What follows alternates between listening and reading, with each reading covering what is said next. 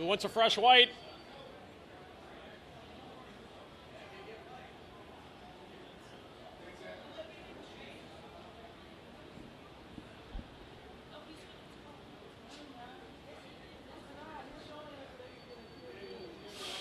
See, yeah, I brought it down manually, 5,500.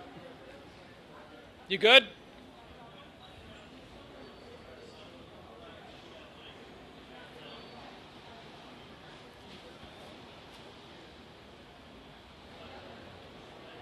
You all good? You got it?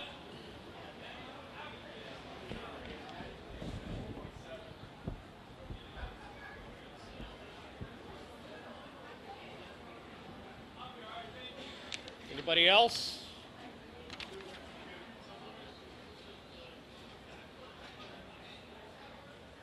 Tell me where it's good.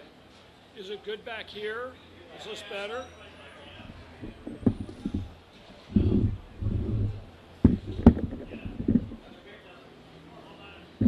That's a better.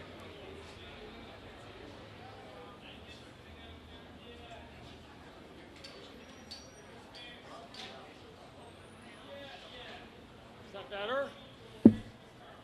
How's that? Okay. I'm sorry? Yeah, it'll be fine.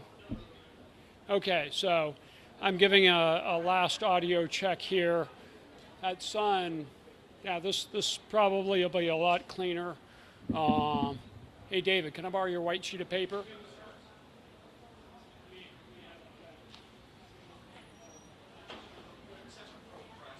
Okay. Haha. Okay.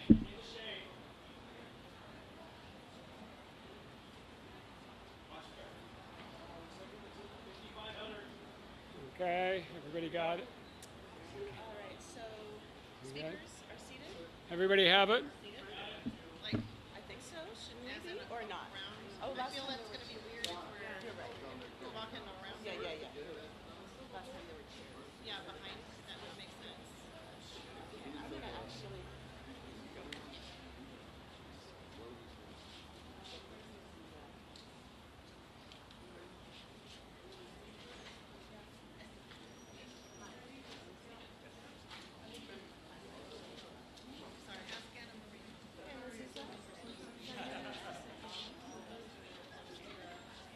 And should we get the speakers?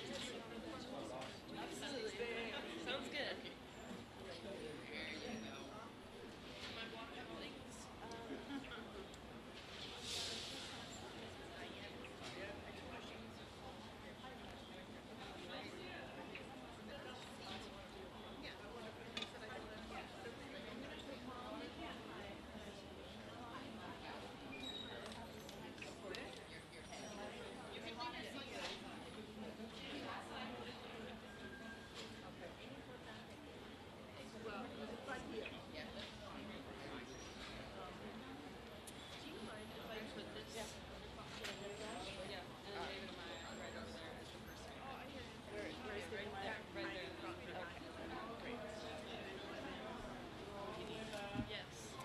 Good morning, everyone.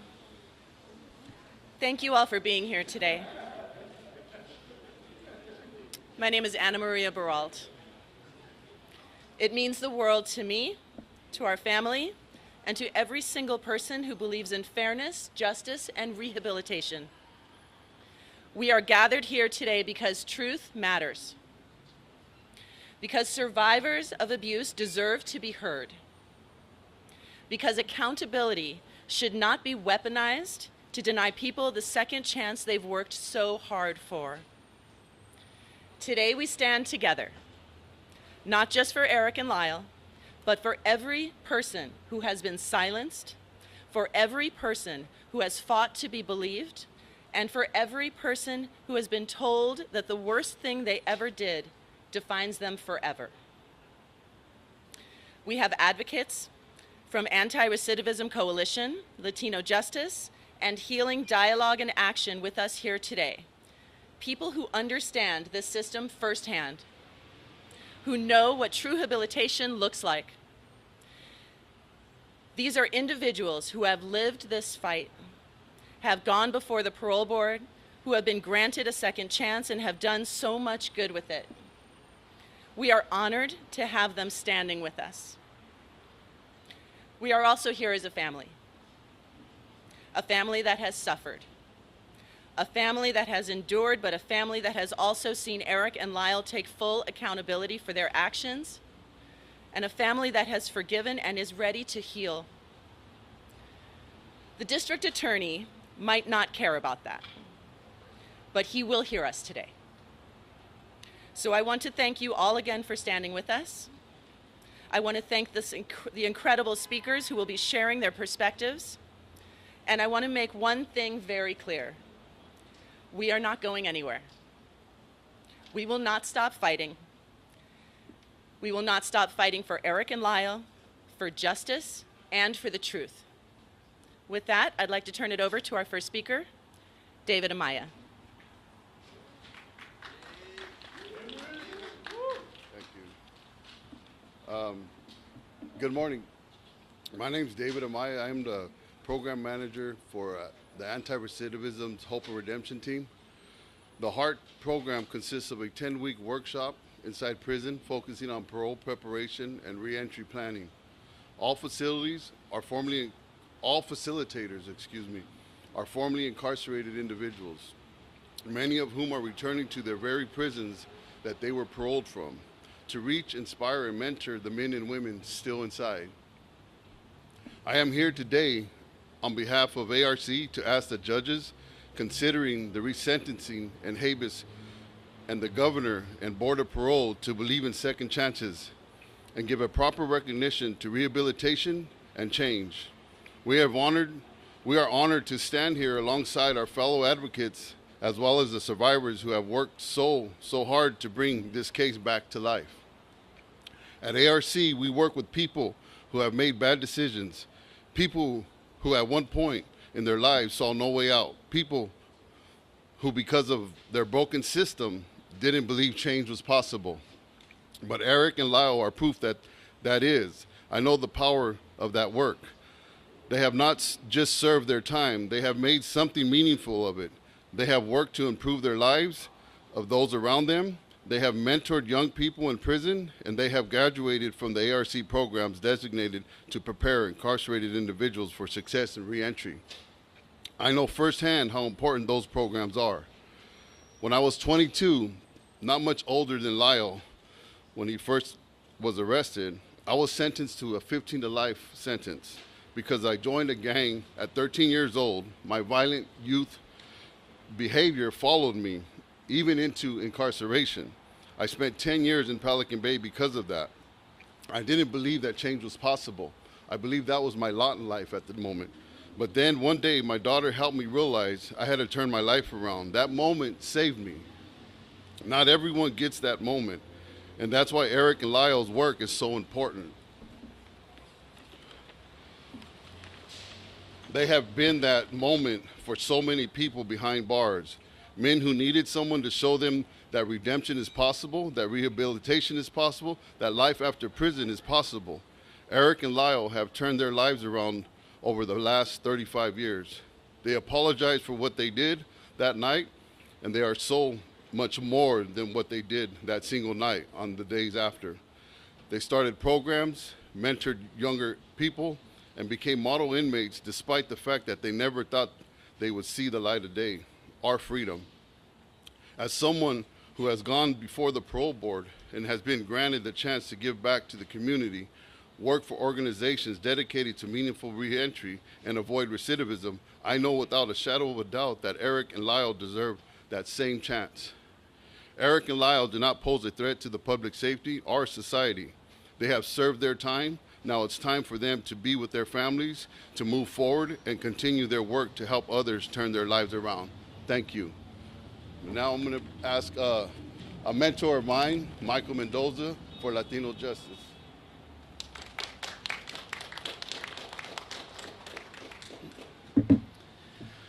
Good morning, everyone. My name is Michael Mendoza, and I'm the National Criminal Justice Director at Latino Justice. Latino Justice is a national civil rights organization where we focus on using and changing the laws to create more safer communities that are equitable and just. We are here in strong support of Erik and Lyle, of his family, of all the advocates. As you can see, all around us, you have people that represent our community.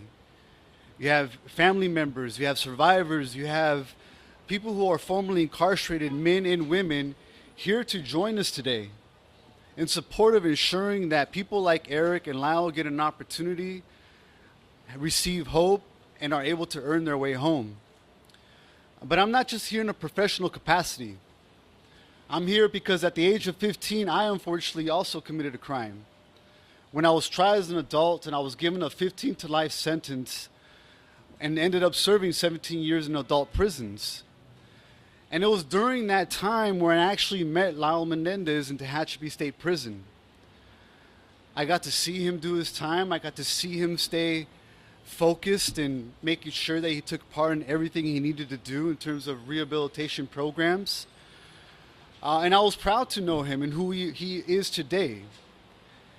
And the one thing that we really want to emphasize is people like myself, young people, men, women who get involved in the justice system at such a young age, don't just do it because we wake up wanting to commit a crime. Unfortunately, I had experienced a lot of sexual, physical, and bullying trauma growing up as a young kid. And although it's not an excuse for the actions that I committed, we believe that people should be held accountable, but in humane ways that provide hope. And we are grateful that here in California, we have what's called the Youth Offender Parole Board, where they take into account the youthfulness of people who are engaged in the criminal justice system and the belief that we should not give up on our children. We should not give up on young people. We should not throw people away. The sad reality is that when you fill these prisons up with such a hopeless sentence, the rest of the population is really hard to grind towards the goals of wanting to come back home, wanting to be a part of the society and our communities. And so we're here today to ensure and to give a message to DA Hochman. Do not ignore the new evidence. Do not ignore what the family is desiring. Do not ignore what advocates are pleading for. We're not just pleading for a second chance for two individuals. We're pleading for a second chance for those who are being extremely punished without an opportunity to come home. If we really truly want a safer society, we need to give people in prison hope and a meaningful chance to come back to their families. And so I'm very, very grateful here today that you all are here to receive this message. And we hope that the DA listens to everybody here, takes into consideration that true public safety will come through redemption and second chances. So thank you all for coming. And I'm going to now introduce my dear friend and colleague, Javier Starring.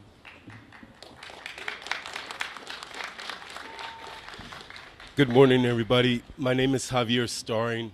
I am executive director of an organization called Healing Dialogue in Action, a restorative justice organization that has allowed me to accompany people responsible for horrible crimes, their families, and also the victims and survivors of these families for over 4 decades.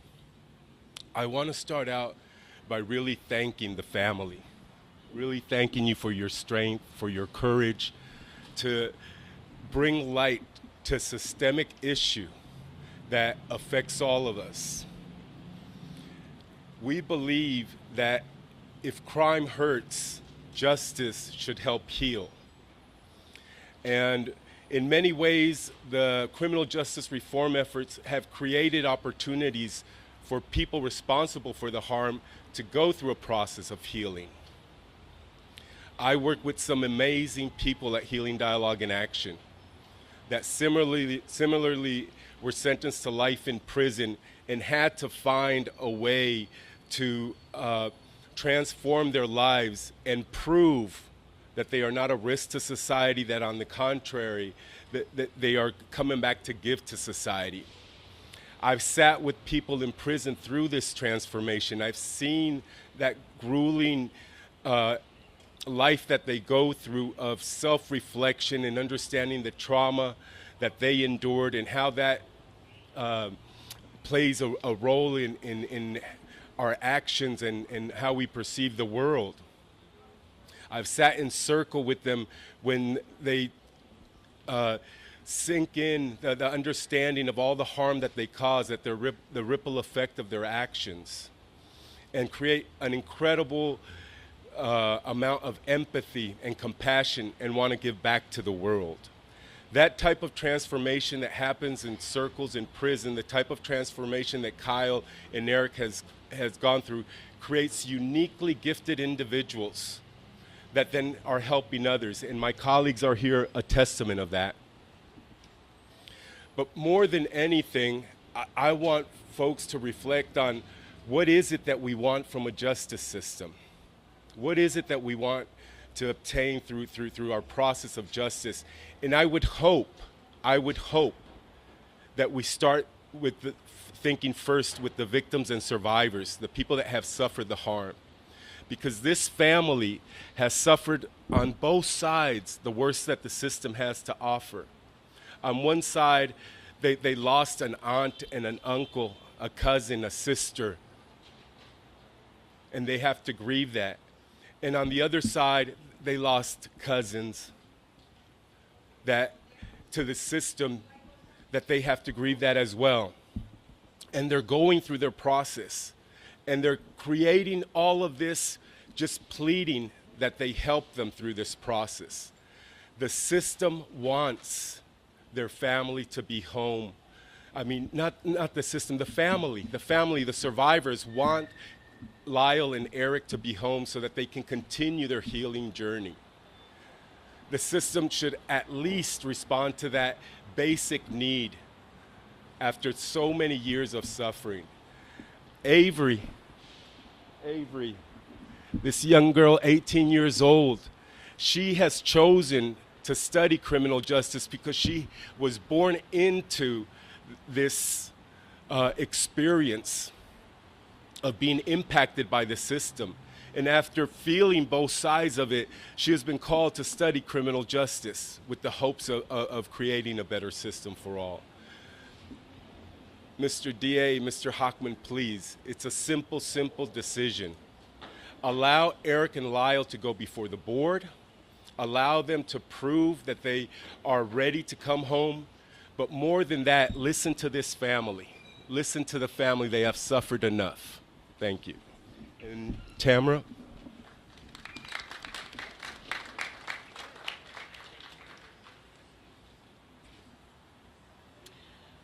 First off, I just want to thank all of you for standing here with us today. This fight is personal for our family, but it's also bigger than us. This is not just a news story. We're a real family of real people. Today it's about fairness, about justice, and about not letting personal bias, politics get in the way of what we need to do and what is right. My grandmother Joan dedicated the last 35 years of her life to advocating for the lives of Erik and Lyle. And we are here to continue that fight for Erik and Lyle and to continue advocating for them. Marcy's Law exists to give us victims' families a voice in the justice process, and yet District Attorney Hochman doesn't seem to want to listen or engage with us. We lost Kitty and Jose, but we also lost Erik and Lyle in this process. We have a unique situation of being multidimensional victims. At every turn, we feel like DA Hochman has dismissed us, ignored us, and quite frankly, treated us like we don't matter. Why? Why does he seem to be making this case so personal? A district attorney is supposed to be fair, impartial, and focused on the law. But Hochman is not acting like a neutral party. He is relegating a case from 35 years ago with the same outdated lens that ignored abuse and trauma and compassion in the first place. And now he's saying that Erik and Lyle are still a danger to society. But to who? Anyone who spends even 5 minutes with Erik and Lyle will tell you that it's just not true. They have dedicated themselves to improving the lives of incarcerated people. They have created programs that support victims of such sexual abuse. They have helped mentor young inmates so they don't reoffend if they have the opportunity to be released. Erik and Lyle have spent 3 decades avoiding the pitfalls created by the justice system that suck people into the toxicity of incarceration.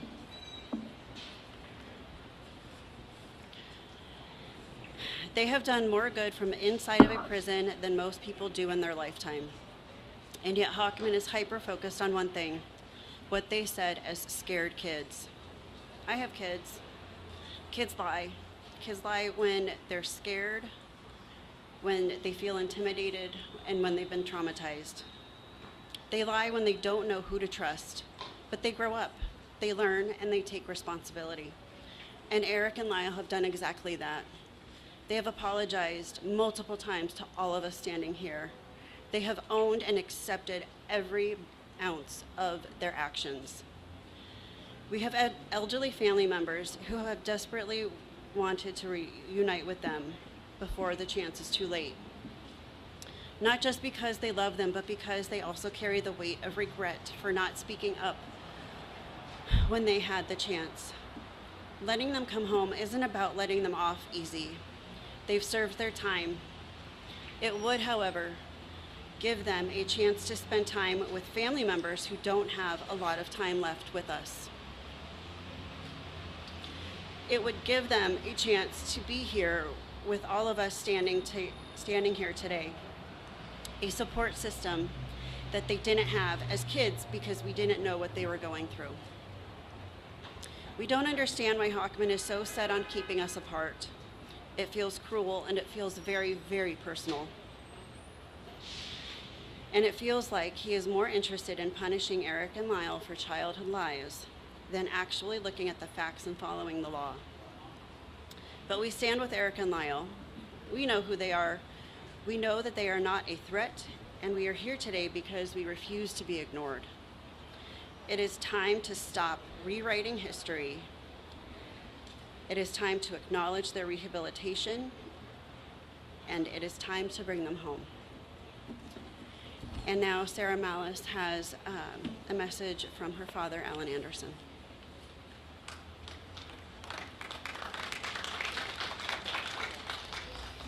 Good morning. My name is Sarah Malice. My father is Brian Allen Anderson Jr., who is Kitty Menendez's nephew, but to Erik and Lyle, he's just their cousin Al. My father couldn't fly out today, so I flew here from Chicago to stand with my family and represent him. I also want to thank everyone for their outpouring of support for Erik and Lyle to come home to us. Before I share my own experience, my father wanted me to share the following with all of you. My father loves his cousins so much. He has seen how they turn their pain into a real purpose while in prison. They have made lives better without the expectation to do so.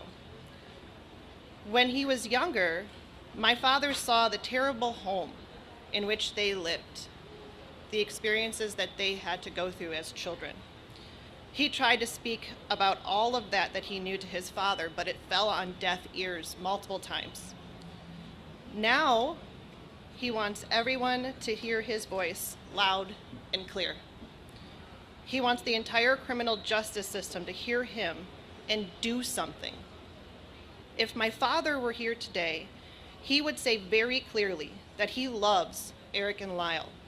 He forgives Erik and Lyle, like so many relatives from both sides of our family.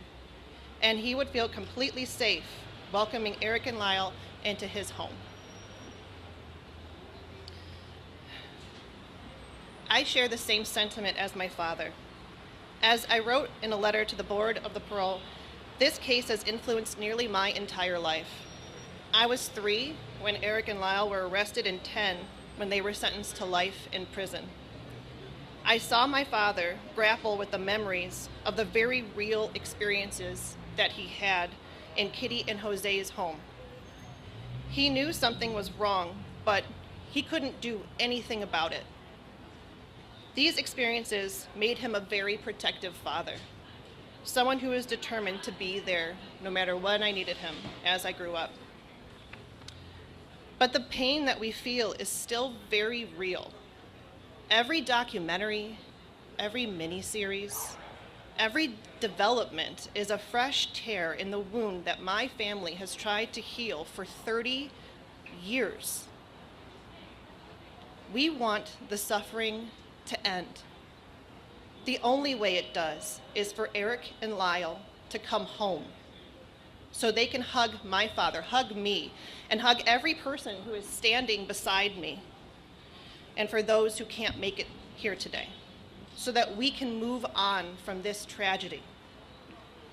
I know that Erik and Lyle have taken what most would see as a hopeless life and injected growth, remorse, and love into it. If we, the family, are saying that we want them home, if wardens and correction officers are saying that they would welcome Erik and Lyle as neighbors, if the dozens of people assembled here today are showing up and expressing their support, what else does the system need to hear? So please, listen to us and allow us to bring Erik and Lyle home. Thank you. I'll turn this to Anna Maria. Thank you to all of our speakers. I hope you'll indulge me. I have some more comments to make. First, I just want to take a moment to thank all of you again for being here today. Seeing so many people show up for Erik and Lyle, for truth, for justice, it means everything to us. I've been standing here as their cousin, but more importantly, I am standing here as someone who loves them. I grew up with Erik and Lyle. We swam together. We spent summers canoeing on the lake. We were just kids, laughing, playing, and making memories like any family does. From the outside, it looked like we had this picture-perfect childhood, but looking back now, it is devastating to know that while we were playing games, they were silently suffering. And yet, they kept going. They kept finding ways to be strong, to push through, to survive. But let me be very clear, Erik and Lyle did not survive that house. They walked out of it. But they carried everything with them, the fear, the trauma, the betrayal. That's the reality of abuse. It doesn't end when you leave the house. It stays with you. It controls you. It convinces you that no one will believe you, that you are trapped. And for them, they were. And for 35 years, they have been trapped again. But this time, they did something different. Instead of being defined by their worst moment, they decided to turn their lives around. So let's talk about what Erik and Lyle have done with the last 35 years. Erik has dedicated himself to helping others. He created a hospice program to care for terminally ill inmates, because even behind bars, he believes in compassion and dignity. He started a support group for survivors of abuse inside the prison walls, giving space to men who, like him, spent a lifetime being silenced. He has pursued higher education, earning multiple degrees, and is on track to graduate from UC Irvine. Lyle has led projects to transform the prison environment, making it a place of growth instead of despair. He spearheaded the Green Space Project, beautifying prison yards to create an environment proven to reduce violence and recidivism. He mentored young inmates, helping them find purpose and hope for a life beyond bars. And like Erik, he has dedicated himself to education, earning degrees, excelling in his studies, proving that he is not the same young man that he was when he entered that courtroom 30 years ago. And yet, the district attorney, Nathan Hochman, refuses to talk about any of that. Instead of looking at the men they have become, he stands at a podium and repeats the same arguments made in 1996. Arguments that ignored who Erik and Lyle really were, arguments that erased their abuse, arguments that failed them then and continue to fail them now. He says they need to take responsibility. Well, they have. He says they need to acknowledge their past mistakes. Well, they have. They've also gone a step further and done the work to understand their bad decisions that harmed my family and the community at large. What he really means is that he needs them to admit to something that fits his narrative, to erase their own truth, to undo the decades of advocacy, healing, and change that they have worked for. But we won't let him rewrite history. We won't let him ignore the rehabilitation. We won't let him silence survivors of abuse. So what do we do now? We keep fighting. We keep pushing. We keep showing up. We don't let them go unseen. We don't let them go unheard. We make sure that the world knows who Erik and Lyle are now, not just who they were 35 years ago. So let me say this loud and clear. We are not asking for sympathy. We are demanding fairness. We are demanding that the law be followed. Because whether Hochman likes it or not, California law demands that judges consider the full picture, their youth at the time, the abuse they endured, and the men they have become. This is personal to me. I have watched them grow into men, and I have seen the work that they have done behind bars. And I am telling you right now, there is no justice in keeping them there. If the district attorney, Hochman, wants to make this a political issue, we are going to make sure the world is watching. Because we are not backing down. We will not let him erase their abuse. We will not let him ignore the transformation, and we will not let him silence this family. So to everybody standing here today, thank you for showing up, for fighting, for demanding justice. Erik and Lyle are not forgotten. Their story is not over, and we are going to see this fight through until the end. Thank you all for joining me.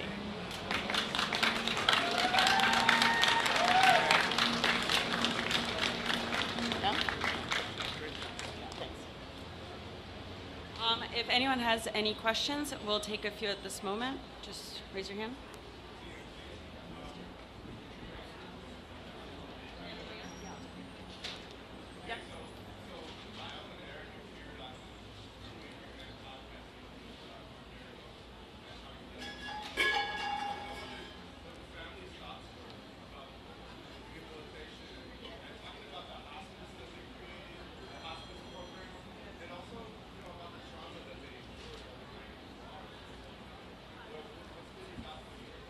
Thank you. So the question is, what was our reaction to the two Angry Men podcasts that they called into?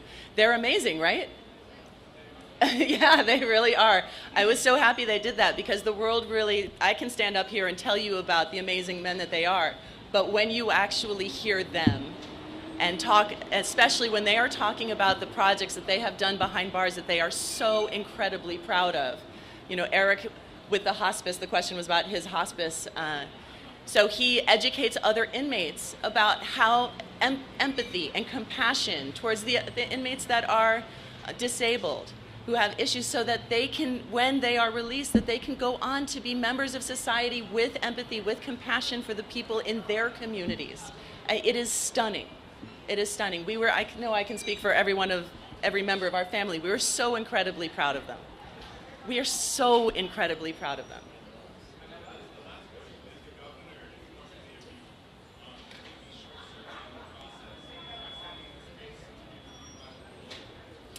So the governor, with the risk assessment that is going through that track, that is a different track than the resentencing. So it is definitely, I wouldn't say that it is short-circuiting. Those are two parallel paths that are happening. Yeah. Yes, we were contacted almost immediately before he announced it that he was doing that, with a little bit of the caveat of, okay, don't get too excited. This is a very rigorous process. But we're starting, yeah. Given the new DA's opposition to resentencing, do you believe the ruling holding out is clemency for the governor? No, I don't. So The district attorney did come out publicly and say that he was opposing resentencing. He was going to request to the judge to withdraw the resentencing recommendation. It should be noted that that decision is up to the judge, and that will be made on April 11th. But that is only one track. There are still 3 tracks to their freedom. One is the habeas corpus. The other is the resentencing, which he does play a role in. And then there is the clemency from the governor. And those are 3 completely separate.